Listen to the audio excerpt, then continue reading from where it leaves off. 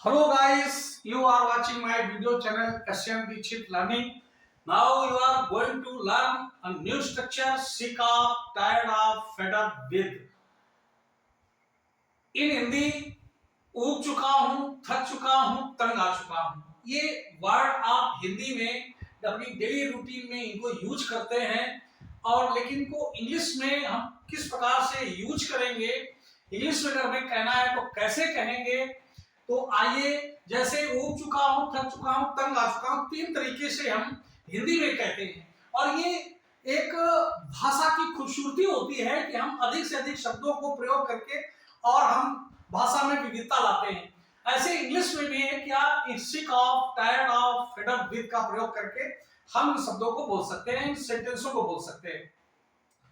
तो चलिए स्टार्ट करते हैं। उसके पहले I request you to please subscribe my channel, share and like. Now let us start. मैं अपने दोस्त की हरकतों से ऊब चुका हूं। तो आई, अब आई के ये सब्जेक्ट होगा, सब्जेक्ट के बाद इज, एम, आर, वाज, वर का प्रयोग। अगर हमें प्रेजेंट में है तो इज, एम, आर का प्रयोग करना है अकॉर्डिंग टू सब्जेक्ट। अगर यहाँ आई है तो एम का प्रयोग करेंगे और अगर सिंगुलर सब्जेक्ट है इज का प्रयोग करेंगे, प्लूरल सब्जेक्ट है तो आर का प्रयोग करेंगे। इसी प्रकार वाज, वर का प्रयोग पास्ट में करेंगे। तो मैं अपने दोस्त की हरकतों से ऊब चुका हूं। तो आई एम क्या हो गया, आप sick of, tired of, fed up with किसी का प्रयोग कर सकते हैं।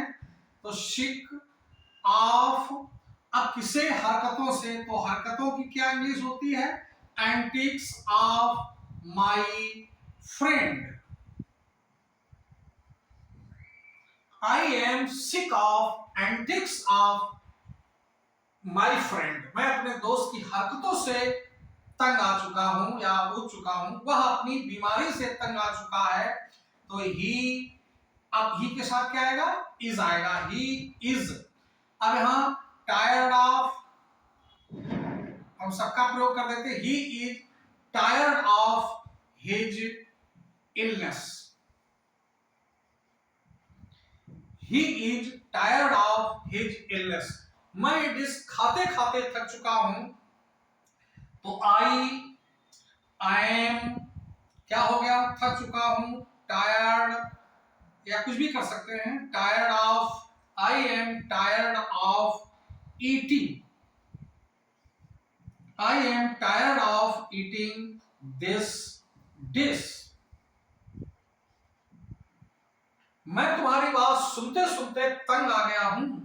तो आई एम, आई एम अब क्या है, फेड अप, इसका भी प्रयोग कर लेते हैं, fed up with, I am fed up with सुनते सुनते। तो हियरिंग, हियरिंग योर, यहां words, hearing your words. I am fed up with hearing your words. इस प्रकार से यहाँ क्या है कि अगर नाउन नहीं आता है, वर्ब है, तो वर्ब का आईएनजी फॉर्म लगाएंगे और आईएनजी वर्ब फॉर्म लगा करके इसको यूज करेंगे। नहीं तो अगर नाउन है तो नाउन को सीधे प्रयोग करेंगे। जैसे यहाँ एंटिक्स आया है, यहाँ इलनेस आया है, ऐसे यहाँ खाते खाते तो ईटिंग और सुनते सुनते तो हियरिंग। और I am fed up with hearing your words. इस प्रकार से आपने देखा कि आपने इन सिक ऑफ, टायर्ड ऑफ और फेड अप विद का यहाँ यूज आपने सीखा।